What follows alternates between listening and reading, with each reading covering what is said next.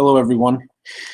I'm Geno Mrosko. I'm the editor-in-chief here at Cagesideseats.com. That's probably where you're at watching this, listening to this, doing whatever you're doing. I've got the camera on. I put the gimmick up, set it up, got it figured out, I think. Hope I look okay. I know I don't look okay, but I hope everything is broadcasting properly. I'm early. I'm going on a minute early because Sean and I always go on late. The reason I'm here alone today, there are a couple of reasons. One, Sean's on vacation. He left Saturday, and he won't be back until I think next Saturday. So Sean's gone for the whole week, which is why you can count on a lot of dumb things to happen on the site this week. But it's why he's not here, and it's not a typical episode of Cageside Live. There's another reason for that, too.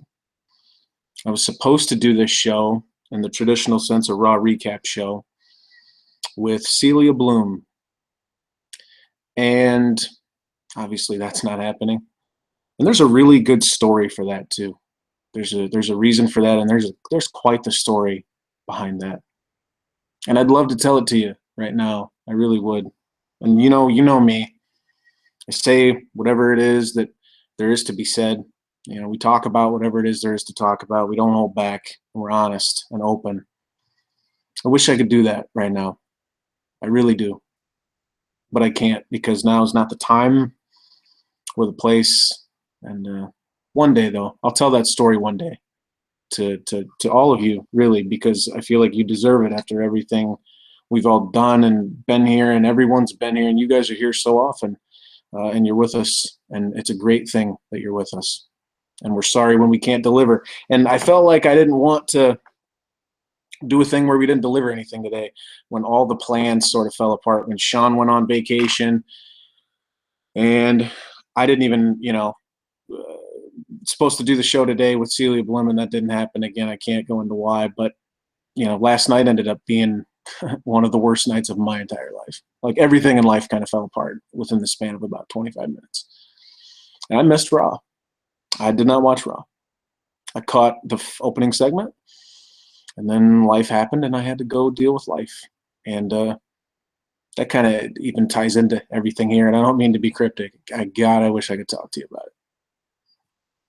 But I can't. And I'm here, and I didn't watch Raw, so that's why we're doing the live chat gimmick, too. I'm stealing this from Luke Thomas at SB Nation's MMA Fighting. Certainly there's no, you don't own the ability to do that. We've all, people have been doing these for a long time or whatever.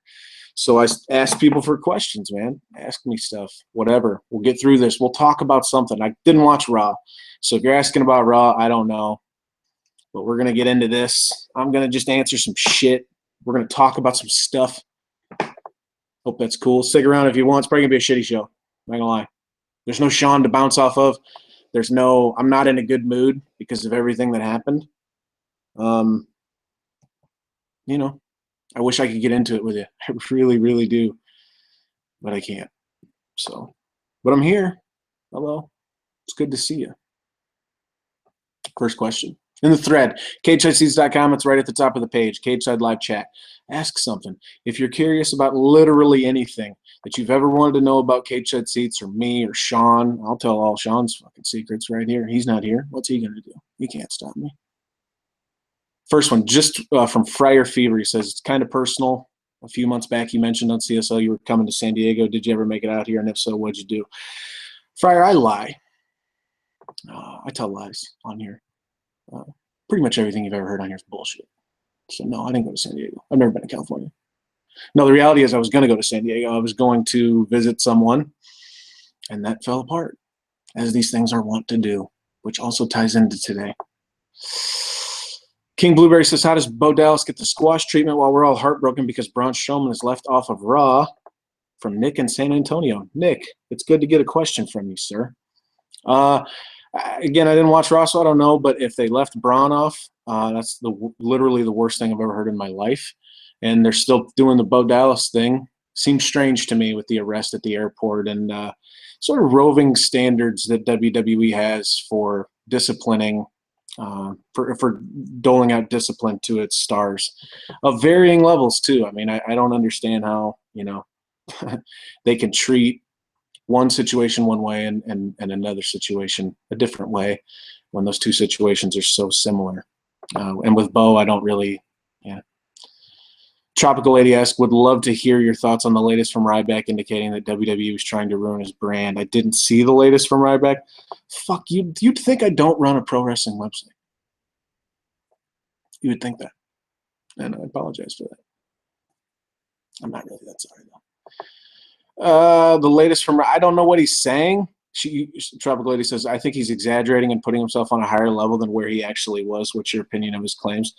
I mean, everything he said so far essentially has kind of boiled down to, he would feel like he wouldn't get treated well. They've made promises to him and they didn't keep those promises.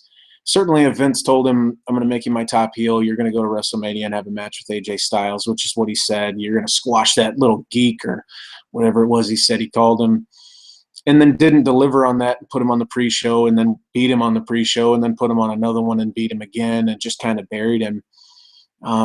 He said, does it damage the brand? I mean, as a pro wrestler, you have to protect that. You have to look out for that. Contrary to what WWE would love for you to believe, wins and losses absolutely matter. Ryback drew a buy rate with CM Punk back at Hell in a Cell in 2012 just because he beat a bunch of geeks. Like he beat a series of jobbers, carpenters, whatever you want to call them, enhancement talent, local talent, impressively. And then it was time to wrestle CM Punk, the WWE champ, in a Hell in a Cell match where it looked like there's no way out, and they just built it properly. And you can do that with literally anyone and have it get over. Which also means that you can beat anyone many, many times and have it hurt them. And it does hurt your brand. To get beat all the time, to be made to look bad on television, it absolutely hurts your brand because people will take what they see and they'll accept it for what it is. So if you're getting beat, then as a fan, there's no reason to care. Think of this. Consider this. There's been a lot of talk on our site, CagesideSeats.com, of, the word mark. It's derogatory. It's real negative. You shouldn't call people marks because you act like you're above it. Like you're somehow better than these other fans out here. And sorry about the reflection in my glasses, by the way. And you're not. But we really watch these shows sometimes, and we get these situations that come up where we really treat stuff like we are buying into what we see as actual reality. I'll give you an example. Kevin Owens. Kevin Owens won the Universal Championship on Raw, right, in the main event, and he did it with help from Triple H. Okay, Triple H came back and delivered 2 pedigrees, one to Roman Reigns and one to Seth Rollins, and Owens pinned Rollins, and that was that. He won the title. And how many people did you hear complain that, he only did it because Triple H, he had to have help from Triple H? That's bullshit. I don't like that. That's not how it should be. And they say it's like the booking was no good. But the reality kind of actually is that they didn't like that he didn't win in a way that made him look good. They damaged his brand in a way while making the Triple H brand look really, really strong. People care about that kind of stuff. So does Ryback have a legitimate claim in the sense that they were trying to damage his brand by deliberately beating him? Yeah, I think that's a legitimate claim. If that's so. DEO asks thoughts on the CM Punk debacle. Oh man, I got a lot. The CM Punk thing. So CM Punk fought Saturday. We haven't done a show since then. I say fought. That's probably not a fair word to use. CM Punk was systematically destroyed on Saturday night by Mickey Gall in a welterweight fight at UFC 203. This was an embarrassment, I think, all the way around for a number of reasons. And I've seen a lot of people say, well, I really respect him for climbing in the cage. I really respect him for getting in there and fighting. I think he earned people's respect. No matter what you say, you can't take that away from him. He did it. A lot of people wouldn't have done it, and he did it. So he deserves respect for that. I agree with that. I agree with it in the sense that he made himself very vulnerable for something that he probably knew. He had to know. He had to know and understand. I can see how you'd talk yourself into this idea that maybe, going into a fight, if anyone who's ever had a fight in their real life, a street fight, you can talk yourself into thinking you can win. And it becomes very clear very quickly whether or not that's actually the case. So maybe Punk talked himself into thinking he could win. I don't know. Maybe it's hard for me to think that. But this idea that he deserves some sort of participation trophy, I mean, this isn't grade school. This isn't the softball game in 3rd grade. We're playing for points, you know? This shit matters. You talk about you want to live a lifelong dream. I don't know that it was a lifelong dream, but even if you say it was just a dream that he had for 2 years, and the circumstances surrounding how he came to the octagon and how all this came to be. Even if you say it was just a dream that he had that he fucking just came up with last week, even if that's the case. If your dream involves climbing into a cage and engaging in combat with a highly trained professional, CM Punk's not a professional. You could argue Mickey Gall's not a professional. You could argue Mickey Gall doesn't belong in the UFC. He doesn't deserve to be there, and many have. He's 3-0 now. With this win, he was 2-0. Punk had never fought on any level, not professionally, not at an amateur level. CM Punk had never had any fight. Even the fucking rumors that were going around on his street fights was he was getting his ass kicked. Yet here he is. And they fed us a line of bullshit everywhere. Everywhere. The training partners, the fucking footage and the documentary that they made it look pretty, but anyone with 2 eyes could see he was lost. He was getting his ass kicked in sparring, getting hurt real bad in sessions designed to help him to make him look good. He didn't look good at any point. He looked lost, like he didn't know how to throw a proper punch. And listen, I'm not talking down about the guy, but I think if the dream that you want to achieve is to get in a cage and fight another man, and that other man is professionally trained, there should be a point that someone comes along and says, look, this isn't a good idea. This was a failure of his training partners. This was a failure of his head trainer, Duke Rufus.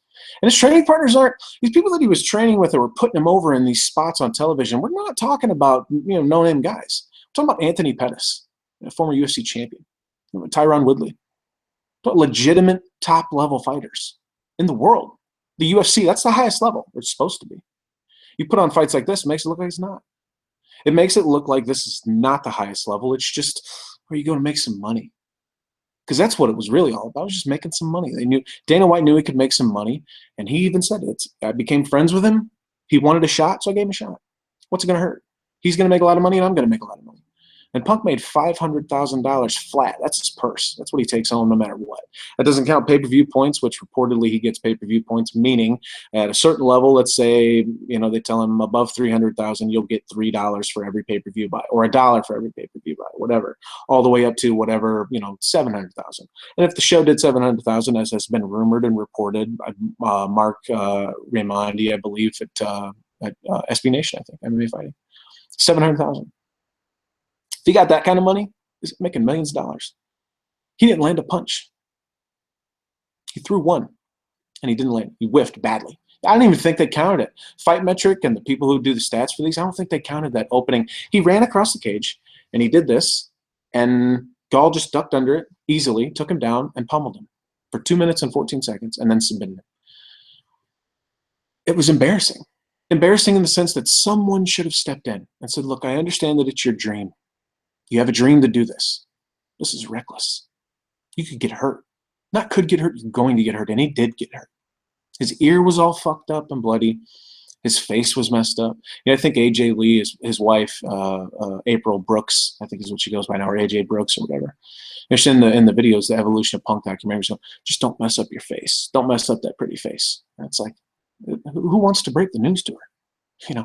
Who wants to tell her what's going to happen in this fight? You're going to get hurt.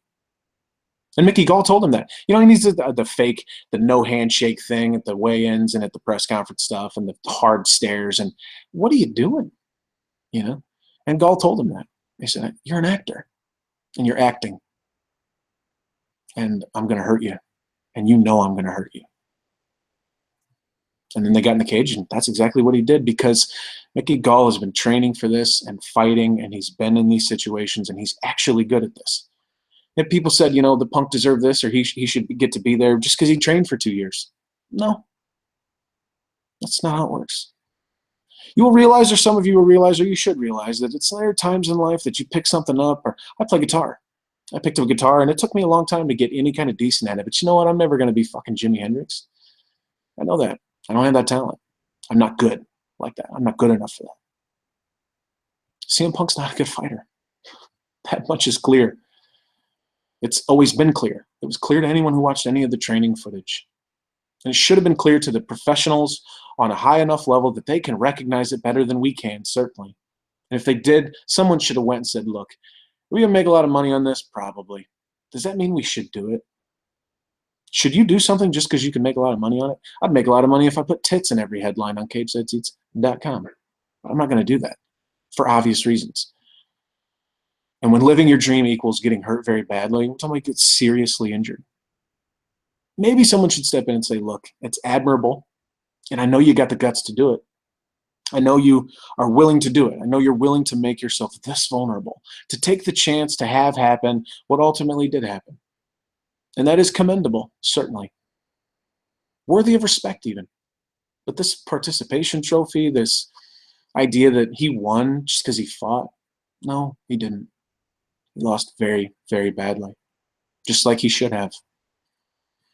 And then in the post-fight interview really also struck me really wrong, because this guy said, he took up this whole thing that if you just chase your dreams, if you just work hard, you can achieve what you want to achieve in life.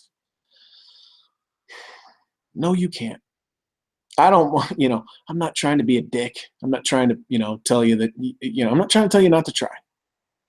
But you cannot do, contrary to what he tried to tell you, contrary to what everyone might try to tell you, people will be positive, and there's a good reason to be positive.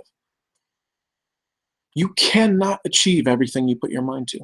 You can't. Maybe you'll decide that you want to do like Punk and you want to be a UFC fighter. You want to climb in the cage for one fight. Fuck, you'd pay me $500,000. I'll take an ass whooping for 2 minutes and 14 seconds. And maybe what you'll do is you'll go to a school, or you'll go to some training center, and you'll roll around with a fighter who's a blue belt or a brown belt or any other fucking colored belt, and you will learn and realize in a hurry that you are way out of your depth, that you do not belong there. That is not the place for you. That this is not somewhere that you can make it. It is not something you can do. The real lesson here should not have been to just try because you can make it. The real lesson should have been, know your limitations. Don't think that you can be a 38-year-old man who's had 12 to 13 concussions, at least, his words, not mine, in his professional wrestling career, who just started training a couple years ago. He's maybe rolling around recreationally before that, training in Brazilian Jiu-Jitsu, fine. No. But you can do it too. No, you can't. You're a millionaire with a name that had value enough that they felt like they could make money on you. They didn't feel like that about Mickey Gall. They didn't feel like that about any of the other guys calling CM Punk out. They didn't feel like that about so many of these other guys who actually put in the time and the effort, and they're driving in fucking, they're driving trucks late at night to pay the bills because training is expensive and it doesn't pay for itself. And fighting, you don't get paid a lot. That's the other thing. Mickey Gall made $30,000 for this one. $30,000. $15,000 of that was because he won. $15,000 to show. Punk made $500,000 in a fight, again, in which he didn't even land a punch. He was just savagely beaten. It's a hard lesson to learn. I don't know that it is, because I don't know that he learned his lesson. So I'll be back. I'm not going to stop trying. No, you should. Know your limitations. That's the fucking lesson in this whole thing. It's not you can achieve your dream. No, you can't. And I'm sorry for that. But I'm not that sorry, because it's what you have to, that's life. That is what life is. I'm not telling you not to try. In fact, you should try, because that's what living is the trying. But when it comes to the point, when it becomes very, very clear that this is not something you can do, move on to the next thing. Because the next thing maybe is the thing that you are great at, and you can achieve greatness within. Like Punk did in pro wrestling. He achieved really great things in that because he was good at it. He was really good at it. That was the thing that he did, and he worked really hard, and he got to the top of the mountain. He will never get to the top of the mountain in MMA. Not now. Not in this situation. Sorry about that, my phone. So yeah. Dio follows up and says, what are your thoughts on MMA fans shitting on pro wrestling and pro wrestlers? I don't, who cares? That doesn't matter in really any way, shape, or form. Fans shit on other fans for shit all the time, and pro wrestling fans with very little combat sports knowledge going at it with MMA fans. I mean, what's there to say? I mean, you talk about, Conor McGregor had those comments, and a lot of pro wrestlers were like, "We come do what we do, or we'll come kick your ass." It's like a lot of you probably learn a hard lesson too. It's not, and this shows too. Brock Lesnar's a freak, man. Brock Lesnar's that's a monster. That's you can't. Again, Mickey Gall's not the high level. He was like the lowest level they could find, the lowest acceptable level they could find. He murdered CM Punk. Punk was never competitive for even a single solitary second in that fight. He didn't register a stat. You can't defend that. Well, you tried, is what they said. You tried. Good for you because you tried. This isn't fucking Pee Wee football. You're getting hurt. This man was hurt. It's baffling to me. And then you do the participation trophy stuff is in the sense, yeah, let's all pat each other on the back because we tried real hard. But it's also like, that's acceptable. That's not. We can't make everyone feel like they're great because then no one is. That's, The Incredibles taught us that. What was my match of the night from Backlash? Probably the main event. It was a really good card. I liked it. If I was grading it, I would have given it an A. I wouldn't have gone A+ like I think Swift did. Let me shut that off for you right now. I don't think I would have given it an A+ like Swift did. Swift being our reviewer. It was a really good show. Really liked the Styles Ambrose main event. I thought the women's match to start the show was really good. A lot of the typical, get everyone out of the ring and one-on-ones and then bring them back in and kind of transition them out. But they did a good job with what they had. Yeah. BMF 1314 says, if you could change one thing about the site or CSS, what would you change? Man, how much I get paid? No, I don't know. I mean, we maybe have a little more indie coverage, a little more comprehensive coverage of the lesser known things. The thing about that is it's hard to do because there's only so much money to go around. Sean and I are certainly not. I mean, we're not getting paid peanuts, but I make enough to live on. This is my full-time job, which is why I'm here doing this, because I felt like responsible for it. But I don't know. I mean, I'm pretty happy with the site. I mean, I'm pretty happy with the back end stuff that we're fixing up and changing. I'm pretty happy with things on the front end. A lot of the probably thread-based stuff, moderation things. An easier way to moderate, probably. I should probably move on because people don't care about that kind of shit. What would you rather be writing about when wrestling becomes so tedious? I don't know, poetry. I write poetry. That's not a lie, I do. What do you think of the WWE? What do you think of how WWE is currently writing Rollins versus Owens? I didn't watch Raw last night, so I don't know what they did with that last night. I know Rusev came back and cost Reigns, so he's not, and it's not a triple threat for the title, which was the right decision and a good move, I think, for all involved. As far as Rollins and Owens, I was happy with what they did with the Triple H stuff and the follow-up to it, where everyone acted naturally in their environment. My biggest problem with the WWE many times is that people don't respond to situations in a way that feels natural, in a way that feels like you would see someone respond in an actual situation like that. Or like I would respond or you would respond. So it was just good that everyone was asking questions. I don't know what the fuck's going on with anything. And I want to know, and it's bullshit that I don't, and I don't trust anybody, and no one's trustworthy. So, I mean, that's good. I'm curious to see where it goes. Curious to see what happens next. You think Brock Lesnar and his booking is more of a benefit or a hindrance for the WWE at the moment? Well, when you're concussing guys, yeah, that's a hindrance. You can't hurt people. That's probably more on WWE for booking it, for allowing it to happen. I don't understand why you go along with it if you're Randy Orton. To be told that he's going to elbow you hard and get you to bleed hard way, and to think, I feel okay about that. But he won't concuss you. He's not going to knock you out. But he's going to open up some blood. He knows how to He knows how to bring the elbow across in such a way that it's going to cut you open, which happens all the time in MMA. Happens all the time in MMA, and it's a legitimate way to make someone bleed without blading. But how does that make any sense either? We don't allow blading, but we do allow a mammoth of a man like Brock Lesnar to elbow someone in the head to such a degree that it opens them up and they're gushing blood right there on the mat, and give him a concussion. Ultimately, is Brock a hindrance? I don't know that he's a big draw on the level that they want him to be, or they want to pretend like he is, or they want to act like he is. He's certainly not a huge draw for us, traffic-wise. You know, like the Lesnar stuff doesn't exactly do huge numbers. It did for a time. 2014, I think. I think our biggest live blog in 2014, which I think was when he beat the streak, was Night of Champions, the rematch against John Cena. SummerSlam did well. He was real hot at that time. He's cooled off so much because you can only do so much with a guy when he's not on TV, when he's not showing up. So I'd say he's probably a hindrance. You know, what do you hope WWE is planning to do at Clash of Champions and beyond for big, large, McShits? I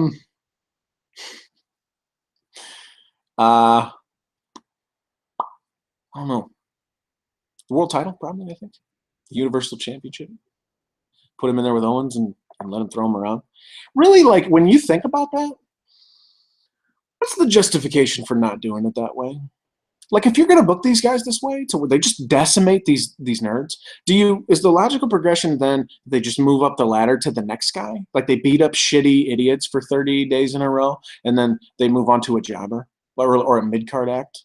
Or like in Nia Jax's case, I mean, she's wrestling Alicia Fox now. It's because it just came to that she was friends with someone, like they transitioned her into that.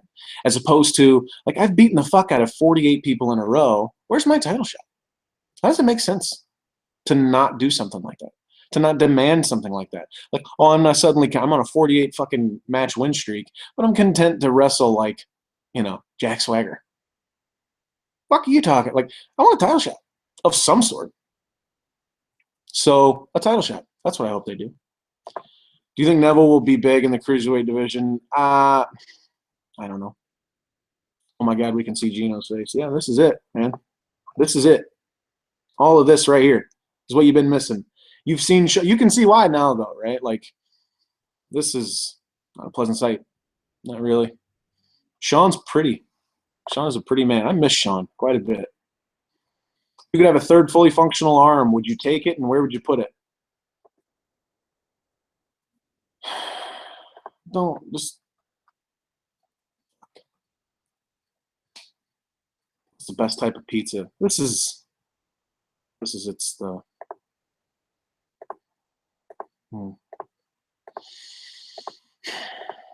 This is where it gets bad because I'm not. I don't know what the best type of pizza is. Like, if I order pizza, I'd like, I don't know, pepperoni lovers maybe, cheese, pepperoni. Who's like meat and cheese?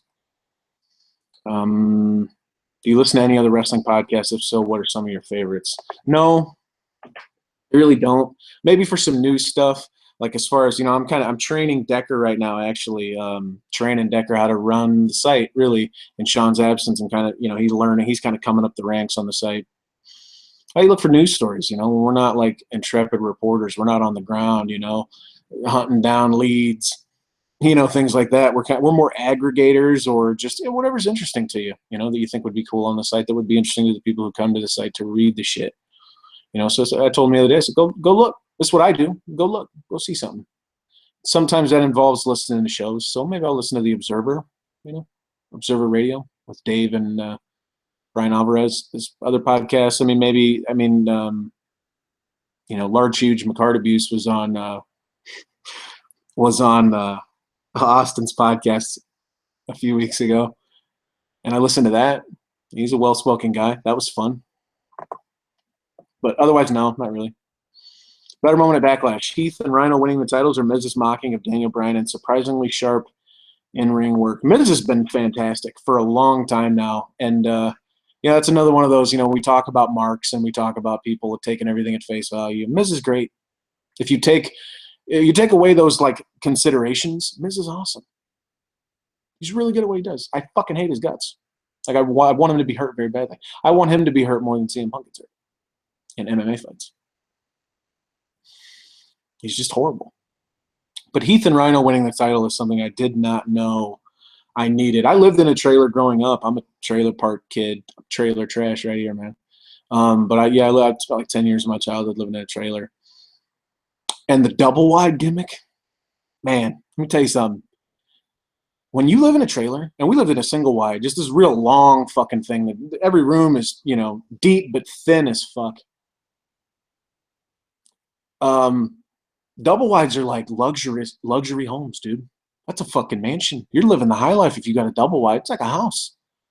Even now, currently where I'm at here in Moline, in Iowa, I have this is a house that I'm in right now, but I live right next to a trailer park right here, and the one across from me, my neighbor Michelle, she has a double wide. I go, this is nicer than the house I live in.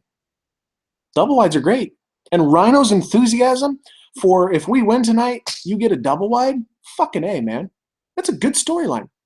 And that big old refrigerator of an angel wife of his and all of Heath's kids, man, I'm real happy for them to get that double wide. That's a great moment. How would Geno get Roman Reigns over? We talked about this. I did the John Wick booking. He just kicks everybody's ass, and that's that. I mean, you don't need him to talk much. Essentially, the booking they did in the when they had the four-way with Cass and Owens and Rollins, but it was funny because Cass was talking shit to him, and Rollins was talking shit to him, and Owens was being nice, pointing out how Cass was stealing his shtick. And Reigns got up and acted like he was going to talk, and who'd he hit? Kevin Owens. You shit like that, and like people like us, we're gonna make fun of it, and it's because it's dumb. I mean, if we're in a room full of people, and 8 of them are talking shit, and the rest of them aren't, you don't attack the people who aren't. It just makes no fucking sense. Even if you know there's gonna be a big brawl, and everyone's just gonna get in on it, and fuck it, who cares? It makes no sense. So I mean, the Wick thing, maybe John Wick, but other than that, I don't know. Who cares? We're over Reigns at this point, I think, right? I mean, he is who he is. What's your thoughts on the CWC so far? Who's been impressive, best match, that kind of stuff? I don't watch the CWC. Again, I promise I cover pro wrestling for a living. Yeah, I don't typically. I mean, I watch it sometimes or whatever. It's on, and kind of take a look at it. But I'm not really enamored with. I mean, there's been some good storytelling. The stuff with Kendrick's been good, but I'm not really enamored with the presentation of it. I mean, they kind of do the full sport presentation like it's actual legitimate competition, and I know it's not. And for me, that makes it really difficult to separate those things. I'm kind of more. I'm in it for the fucking pyro and ballyhoo. You know what I mean? I'm a Vince guy, I guess. I want to be entertained as much as, if not more than, just watch two guys do moves. Moves can be cool, and I don't want to shit on that or act like that's, you're bad if you like that. That's certainly not the case. It's just not necessarily my thing, So if that's what it's been, that's what it is. People are saying whatever's going on, I hope it turns out well. Thank you for that. It's horrible. That's life. That's another lesson, the lesson with Punk is you're not going to reach your goals every time you have a goal. You reach it if you work hard enough, and that's disingenuous. It's not the case. And another lesson to learn, and you probably heard it before, is I am human. I will let you down, and everyone else is human, and they will let you down. That's a hard thing to come to terms with when you think you can feel good about something with someone and you can't. Trust is a motherfucker, I'll tell you that. What are your thoughts on Daniel Bryan's current situation and whether he should or will come back? Gino, I'll be honest, the Cageside Live after DB's magnificent retirement speech was what got me through it. I was completely heartbroken and utterly devastated, and hearing your cry and talk about why he meant so much was so comforting to me, so thank you. Mark Riley, thank you, man. I don't know. I was feeling it that day. Sean in the show he did with Mike Fagan was like, Gino's a creative genius, so you have to treat him delicately. That's kind of true in the sense that I'm not a genius. I'm not trying to say that, but Maybe a little delicate with me, a little sensitive. You know? And the Brian stuff really did hit home. Someone, that's someone having a dream taken from him, and he had reached the top and then had it ripped from him, and all those kind of things. As for should he come back, no. The concussion stuff, that's nothing to play with, man. You shouldn't play with that. I didn't feel like Punk should fight because he had the 12 or 13 concussions that he talked about. There should be a number, I feel like. They don't know that much about concussions still. There's a lot of testing and a lot of research going into those things, and it looks really nasty, looks really bad. Everything that they do know so far, and I don't know that if it would help that much, but maybe there just needs to be a cap. If you get 3 concussions, you're done. Period. You don't need to keep trying to come back from brain injuries. It's not like you twisted your ankle. I've sprained both my ankles like 6 times in my life, and they work just fine now. It's not like I'm like potentially risking dementia to take a back bump. Which the Randy Orton stuff's interesting too, because he's working house shows apparently giving RKOs, and he does the RKO at Backlash, and he can't get cleared doing testing, reportedly. He made fun of it on his Twitter last night, but if that's the case, what do you – there's not enough emphasis on safety with these kind of things. That's not safe what these people are doing. It's not safe to take bumps. It's not safe to be thrown around and power bombed and buckle bombed, as we've seen, and all these different, bumps that these guys take, these suicide dives to the outside, these flips over the top ropes, it's not safe. If you have a concussion, what's the harm in waiting another week? Again, it all comes back to money.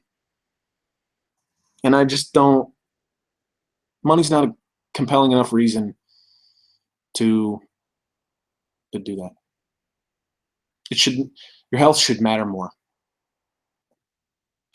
If you could wrestle any of the moderators, who would you pick? Kane. He's a perv.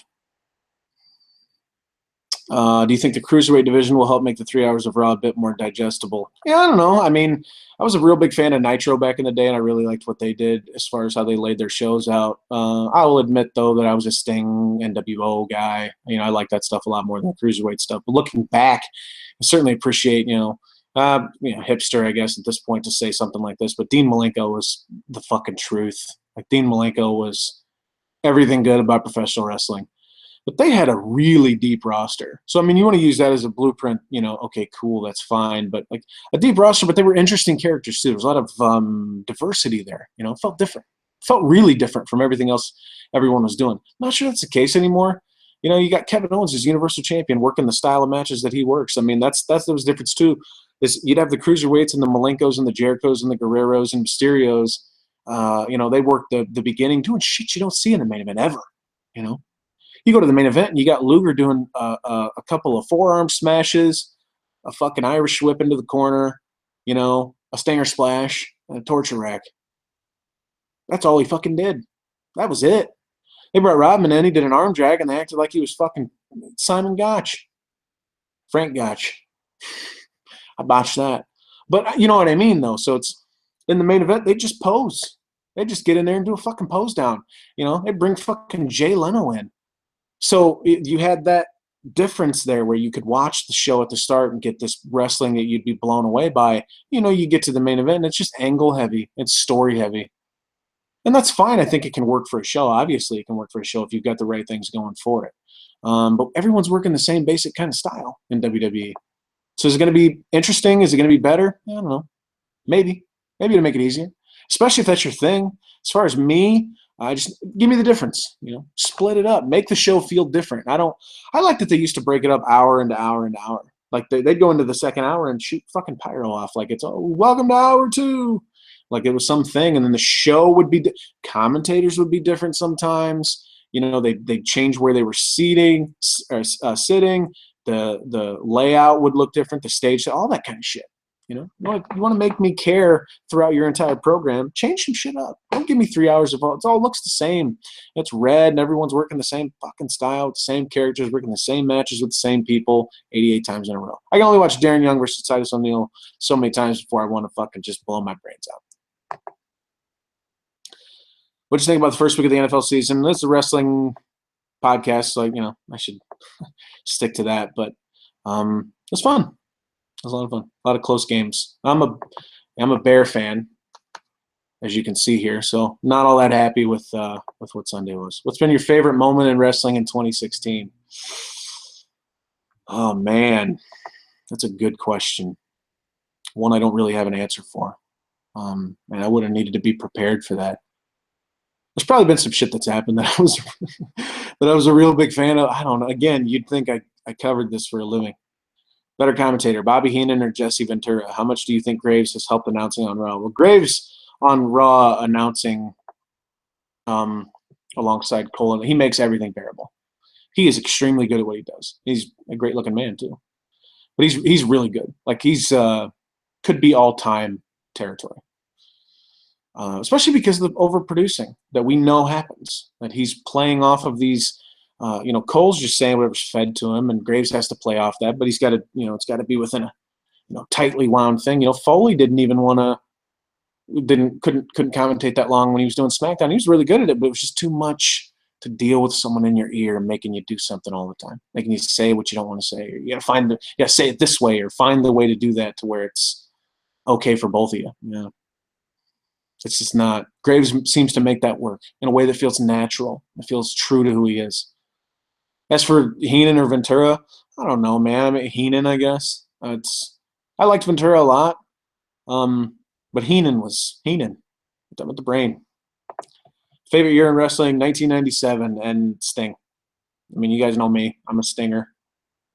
I'm a Stingonite. Charlotte, I don't get the hate. Please explain it to me. She's annoying as fuck, and yeah, that's the hate. A lot of that hate is, again, you just please consider that so many people are going to watch this stuff, and they're going to look at it in a way that, even if they don't mean to, it's markish, and I don't want to use that term like in a negative way, and it is kind of negative. But they're going to watch this, and they're just going, you're supposed to hate her, so they go, man, I fucking hate her. She sucks. And there's a little bit of that bleeds in and over to, well, does she suck because she's bad at her job, or does she suck just because you hate her? And that actually means she's really good at her job. I don't know the answer to that. Her facial expressions are on point all the time. Her reactions to things are fantastic. Yeah, they call them facials in wrestling. I feel weird about that, especially talking about a woman. But her facials are really great. Promos are a little, you don't like to scream and stuff, but I used to dig the late 80s, early 90s promo stuff, and I grew up on watching tapes and stuff, and I get to scream through their whole promo. I like that. She does that, and it's fun. Yeah. So I feel like it's a good hate that exists there. The thread looks dead, so I'm gonna hit up Twitter real quick, and we'll wrap this up here in a minute. Megan Smith at Nutmeg, my good friend Megan, says thoughts on Becky's win at Backlash, who she's going to feud with. You know who she's going to feud with. The awesomely dashing. No, I don't know the whole shtick. Eva. That's who she was feuding with before she left. I think Eva's first match back should be a title shot. Just to piss people off, because that's exactly what it would do. It would really, really piss people off. And I really, really want people to be pissed off. As for the win, I think it went up, the changing of the side plates. I think her win was really indicative of the good that can come from the brand split. And what I mean with that is, it doesn't work in the sense, it's a bit strange that, there's a pay-per-view and we get the no fallout the next night. We have to wait till tonight's SmackDown to get the fallout from the show. I don't even think they mentioned it on Raw, at least as far as I know, or as far as what I've seen. That's a bit strange, and it kind of doesn't work in that sense, but it does work in the sense that you get payoffs like this. If Becky Lynch was on Raw, or if the division was just what it was before they changed it around like this, before they split it up, she never would have got this payoff. Never would have happened. Maybe not never, but certainly not this soon. And this allows for her to get that moment to look like that much bigger of a star. So yeah, I'm a big fan of it. I like that they did it. It felt good, felt right. Everything about it felt really good. And she's such a, say deserving, but she feels deserving, for whatever reason. Even though, of course, that's markish in itself, and the kayfabe part of it, stuff like that. But it felt good. Can you spend the hour talking about how blessed we are to have champion KO, AJ, and the CFO, the new golden age? You're talking about the theme songs that we get these days, which are all great. Yeah, it's pretty fucking amazing to think that it's 2016 and Kevin Owens is the champ on Raw and AJ Styles is the champ on SmackDown. People thought AJ Styles wouldn't get over. AJ's the most over guy everywhere he goes. I know it's early, but what big Mania 33 matches do you predict happening besides the likely Cena Taker and Rollins Triple H? Why is Cena Taker unlikely? Do we even know if Undertaker's coming back? And why is that likely? You don't know what Cena's doing? Oh, fucking filming some stupid reality show that 5 people. More people are watching this stream right now than watched American Grid. I'll tell you that. That's not true at all. But I don't know. I guess those are the big ones. It's another one of those years where it looks like there's nothing. This is a problem with how they book things. Is nothing looks like clear, like we're going to lead to it. I mean, Sasha Bailey, I guess, seems like they can get there, and that would make a lot of sense in a lot of ways. And I think it'd probably be really a fantastic match. And the way they're building things now, hopefully they go that route. But yeah, I don't know anything else. Nothing looks clear right now. I don't know who Brock would work with, Reigns. Really anybody. I mean, Shaq and Big Show is supposed to happen, which don't fuck around with me here. Don't act like you don't think that's a great match. That's a match of the year. It's got match of the year written all over it. You will not count 6 matches. It's fucking Shaq. It's Shaquille O'Neal wrestling. Shaquille O'Neal could walk and it's interesting. Man's massive. Like a building with legs. I love it. Now that we've had the first brand-specific pay-per-view, what are your thoughts on the brand split working long-term? I don't know if it'll work long-term. I don't know if how much they can really get out of this. Again, it's too early to tell, and it's going to be too early to tell for a while now, or for a while here. I don't think you hear someone say, "Nope, it's not working." It's too early for that kind of talk. We don't know how successful Backlash was on the network. We don't know how successful Clash is going to be. Needs time. The ratings are okay, but football season's back, and we're going to see what the ratings were a little bit later today for Raw, and then see how SmackDown kind of see if that affects SmackDown on Tuesdays. But for the time being, everything's fine. Everything looks good. The network is doing good. Business is, the YouTube, the digital stuff's doing really well. Social stuff's doing really well. I mean, WWE's in a good spot. They can do something like this. They can try something like this. And maybe this time it can work. And we're getting some good stuff out of it, We got to be happy with Kevin Owens as the top guy on Raw, even if it was with Triple H's help. Which, again, when you do that, it's like, well, yeah, I'm upset about it. But it's like, who cares how it happened? It happened. Worrying about how it happened is definitely watching it like you care about, like it's a legitimate feat. They didn't do anything. They just chose to do it like that. And then AJ Styles on SmackDown, putting on all these fantastic matches. Literally doesn't matter who he's working with, including Dean Ambrose. It's hard to get a good match out of Dean Ambrose these days. If you could trade one wrestler from each brand, who would you go with? If I could trade one away or get one to me, Joshua Gagnon, heel doors, former Cagesider. I would want the champs. Oh, fuck, I don't know. Who else? Alexa Bliss on SmackDown is really good. She's really great. Her facials are outstanding, and I really like her finish, like her work in the ring. She's fun to watch. So her, maybe. She stands out to me on SmackDown a lot. Rhino's been fantastic since he came back. Man, it's not a sexy pick, but he's sexy to me. On Raw, Strowman, I guess. I love me some Braun Strowman. Those are all the questions that I see from everyone. Oh, Trina. The Marky Smark. Where is Cesaro Sheamus going? It's going to Clash of Champions. A 7th match. Obviously, they're going to do match 6 on Raw next week, and match 7 will be, which is the go-home show to Clash of Champions, and match 7 will be a Clash of Champions. And what are they going to do? Cesaro probably wins. I don't know. I think they might want to turn him heel. I guess I did see last night that he cheated. So maybe heel turn's coming. I don't know. That would be a horrible idea. But I don't think they really know what to do with a guy like Cesaro. I don't think they really know what to do with a guy like Sheamus. That's another reason you should probably be a little bit of afraid of the cruiserweight division. They don't know what to do with guys whose main talent is wrestling, whose main talent is what they do when the bell rings. They're not so good with that. They're much better with guys who are good characters, and then also they can put on good matches. Think of the top guys over the past however many years. Steve Austin was an amazing character who also could have great matches. The Rock was an amazing character who had some good matches. John Cena has become a really great wrestler, but it wasn't initially that way. Hulk Hogan did a couple punches, a kick, a big boot, and a leg drop. That's it. And he posed. He was over as hell. He's a good character, good promo. So, yeah.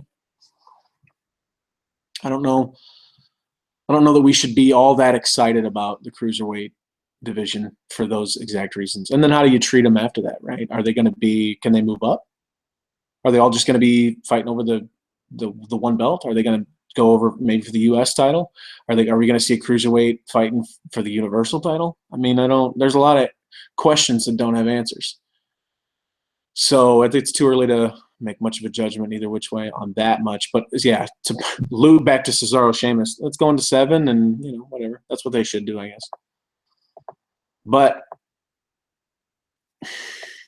Trina's saying a lot of nice things. You've never let us down. Thank you, Trina. I really appreciate that. That's nice to hear words like that, especially on a day like today. So here's the deal. I don't know if we'll do this again. Let me know if you liked it, I guess. If you enjoyed spending this time with me. Our hour's almost up. If you liked it. I mean, the solo stuff's a bit weird, but I don't know. I think I did okay with it. It wasn't too weird.